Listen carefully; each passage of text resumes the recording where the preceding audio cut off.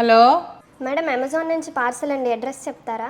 పిట్టా జంక్షన్లో ఉన్నావా? అయితే పిట్టా జంక్షన్ నుంచి కొద్దిగా ముందుకు వచ్చాక ఎడం వైపుకి, అదే రైట్. రైటా? అది రైట్ అంటే రైట్ అంటే కుడి వైపుకి. కనిపిస్తుంది మేడం బిల్డింగ్. తిరగద్దు ఇంకా తిన్నగా వెళ్తే. మొన్న అంబానీ వాళ్ళ పెళ్లిలో నీతా అంబానీ ఒక మంచి ఎరుపు రంగు శారీ కట్టుకుంది కదా, ఆ కలర్ లో గేట్ ఉన్న ఒక ఇల్లు ఉంటది. నేను చూడలేదు మేడం. ఎరుపు రంగు గేట్ ఉన్న ఇల్లు ఉందా నీ పక్కన? ఎంత బాగుంటుందో ఆ చీర. కనిపిస్తుంది మేడం, వచ్చేస్తా. గేట్ దాటాలి. అది ఇది కాదు, ఆ ఇల్లు కాదు, ఆ ఇల్లు కాదు, ఇంకా ముందుకెళ్ళు. దాటేశాక నీకు ఎడమవైపు ఒక కిల్లి కొట్టు ఉంటది.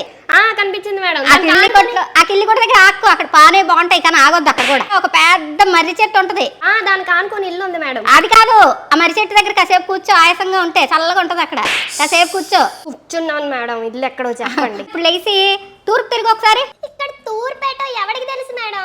సరే తూర్పు మర్చిపోయి చెట్టు దాటేసి ఇంకొంచెం ముందుకు వెళ్ళావనుకో, అది కూడి.